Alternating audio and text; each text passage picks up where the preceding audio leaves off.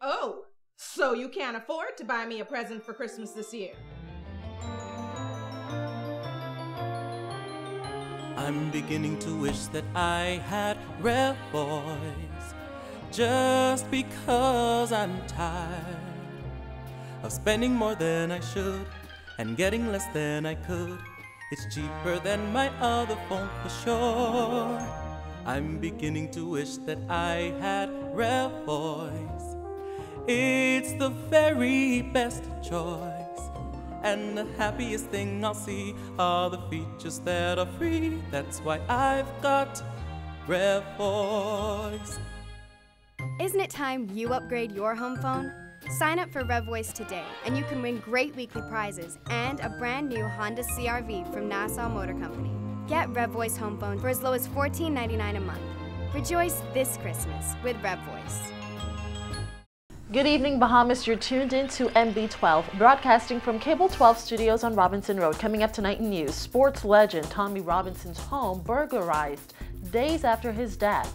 Dame Marguerite back home after a hospital visit. The F&M criticizes the government's mortgage relief program, plus a fun way to keep your kids fit. We've got those stories and so much more coming up. I'm Paige McCartney, and MB12 starts right now.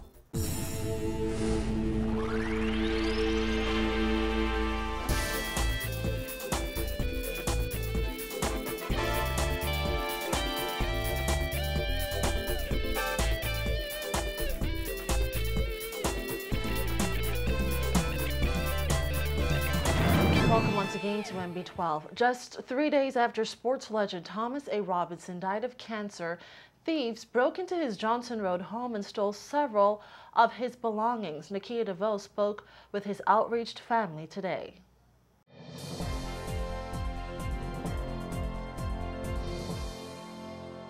Just days after losing their father, Robinson's children are now left to pick up the pieces after robbers burst in through this door and burglarized their father's home. When Thomas A. Robinson's daughter, Erica Robinson, arrived home around 5 yesterday evening, she met the two-story house she shared with her father ransacked. When we arrived at the Eastern New Providence home this afternoon, Robinson's brother Cyril was still cleaning up the mess made by the burglars, and the locksmith was replacing and changing locks. Robinson showed NB12 where the culprits removed the deadbolts from the door at the side of the house to gain entry. The shocking theft, which has sparked outrage in many circles, has been described by Robinson's children as a heartless act. You know, with everything going on, it was so sad. I was distraught, you know what I mean, to find that somebody would just be so indecent and heartless as to come in and steal at this time, you know. You know, it was devastating to hear that it happened on the whole, but at this particular time when, you know, not only she's dealing with things, but the whole family is dealing with it, and to have the invasion, you know, as she had indicated, you know, nobody was hurt, nobody was here luckily, and we could replace the things that were lost. Robinson died early Sunday morning at the Princess Margaret Hospital after a long battle with stomach cancer. That is why the family is holding on to hope that the several pieces of memorabilia that belong to the sports hero will be returned. Robinson said they had great sentimental value to the family. She said thankfully none of his irreplaceable medals were stolen. More than 50 of Robinson's medals were safe and sound, encased in glass and left in his bedroom. A silver pendant, it was a cross. We had my father's necklace, which was a gold necklace with a coin, Bahamian coin on it. But you know, like I said, at this time, right now, my focus is on, you know, dealing with the passing of my father. I'm just hoping that we somehow, some way, because, you know, persons are going to sell these items, and I'm just hoping that, you know, if people see these items, that they just take them to the police station or, you know, just hand them in. And while the Robinsons are devastated that someone stole their father's sentimental jewelry, they say no one will ever be able to steal the fond memories they have of him. We still have his memory. We still have all the memories that we shared with him. But it's just so unfortunate that at this time, you know, when my dad was here up until his passing, and so you want to come home and be able to just, you know, be at peace. And for something like that to happen, to just uproot everything that, you know, it was horrible. Robinson added that the family will get through this latest tragedy the same way they do with all tragedies. She said they will do so together. Robinson also encouraged Bahamians to be vigilant and to protect their homes.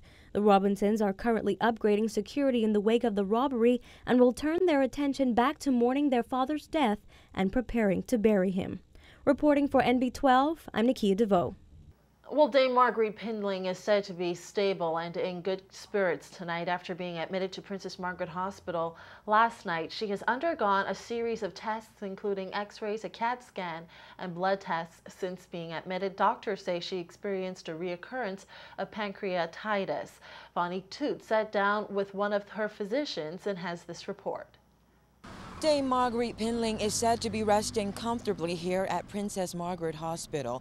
Consultant surgeon Dr. Dwayne Sands says she was admitted at 11 last night after experiencing abdominal pains. She was admitted at about 11 o'clock last evening. Did she complain? She was not feeling well. She had not been feeling well for just over a day. Her primary complaint was of abdominal pain. And in consultation with some of her other physicians, a decision was made to bring her into the hospital to be evaluated. And then after seeing her, we decided to admit her. Dame Marguerite, who is the widow of the first Bahamian Prime Minister Sir Lyndon Pindling, spent more than a week in PMH back in October 2007 as a result of acute pancreatitis. It is the sudden swelling and inflammation of the pancreas. The primary symptom is abdominal pain in the upper left side or middle of the abdomen. Dr. Sands says, unfortunately, it's a recurring problem for the 80-year-old. This has been a challenge for her. If you recall, this was discussed the last time she was in hospital. And unfortunately, it can recur for no reason.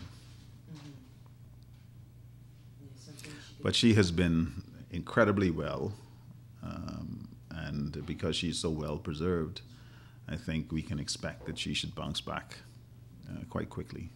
Severe cases of acute pancreatitis may require admission to the intensive care unit or even surgery. However, Sands says surgery won't be necessary in Dame Marguerite's case. She's had a number of tests. She's had x-rays, blood tests, and a CAT scan, all of which confirm that, that there's nothing surgically wrong with her abdomen. Sands, who is related to Dame Marguerite by marriage, says she is stable and in good spirits. However, he says the deputy to the Governor General will have to remain in hospital for the next few days. Well, when she asked me that this morning, I told her we'd get her home by Christmas, but she didn't find that too cute. We hope that she'll be home in a few days. She has to be monitored and given the appropriate treatment. And once we're happy that the problem has resolved and that she's in good enough condition to go home, then we'll release her. Dr. Sands says he expects Dame Marguerite to make a steady recovery. Reporting for MB12, I'm Vonique Jude. Well, with fewer than 200 distressed homeowners qualifying for assistance under the current mortgage relief plan, government yesterday revealed it's considering revising the plan to benefit more homeowners. Now the former state minister for finance is weighing in on what he believes the plan has really done for the Bahamian people. Christina McNeil reports. Upon learning of government's intention to tweak the multi-million-dollar mortgage relief plan, former state finance minister Shivargo Lang says he wasn't surprised. That's because he says the current plan assists those individuals who have already been deemed eligible for assistance by their lending institution. Lang says the plan has not provided what many struggling homeowners need, a vibrant economy that will provide them with a steady job to keep up with their mortgage payments. In the first instance, most people who could be assisted by a bank through any number of strategies they use to help people who are in difficulty with their mortgages, banks would have done. When we looked at some kind of mortgage relief issue. We consulted the banks, we looked at their programs, and by and large we found that they were doing as much as could be done to help some of those people. The only additional thing we thought could be done was to actually lay out public funds to help these people pay their arrears or the like. Rather than provide relief to struggling homeowners, Lang and former Bahamas Mortgage Corporation Chairman Dr. Dwayne Sands say the plan gave nothing but false hope. Any pretense that there is some plan out there that could rescue hundreds and hundreds of people from the situation that they are in when an economic crisis brought them into that situation really is pretentious. And I thought it was really a selling of false hope to people in the first place. And you know, the one reality is hope deferred makes the heart sick. And I imagine that out of this mortgage relief plan, there will be many sick heart people because they have gotten an expectation that cannot be fulfilled. I think what we have is an example where the Progressive Liberal Party said a lot of things in order to get elected. I suspect that they knew, at least I hope they knew, that this could not be accomplished. But that wasn't particularly important. What they wanted to do was get elected. And now the backpedaling, now the waffling, now the acknowledgement that, oh, the economy is not so good and we can't do what we said we were going to do. Yesterday, Halkitis told the media that just over 400 Bahamians have applied for relief so far. About 150 have been approved. That's just a fraction of the 1,100 homeowners government initially projected would benefit from the program. As a result, Halkitis said government would take another look at the plan to see how more homeowners can benefit. If there are still individuals who do not qualify under a revised plan, Halkitis said government would devise other ways to assist. Dr. Sands says housing assistance was a major promise made by the Progressive Liberal Party on the campaign trail. Now it is government's responsibility to live up to those promises. But if government is willing to consider revising the plan, Dr. Sands says the Free National Movement would be willing to discuss solutions that can benefit hundreds of distressed homeowners. We suggested that there would need to be shared responsibility for relieving some of the challenges. But it had to be a realistic plan that was not going to be pie in the sky. And so now that the rhetoric has been shown to be nonsensical, now that this plan has been shown to be ineffective, perhaps the Progressive Liberal Party is interested in sitting down and looking for real solutions to these challenging problems. Homeowners still have until March 10th to apply for assistance under the current mortgage relief plan. Eligibility requirements can be seen on the government's website. Reporting for NB12, I'm Christina McNeil.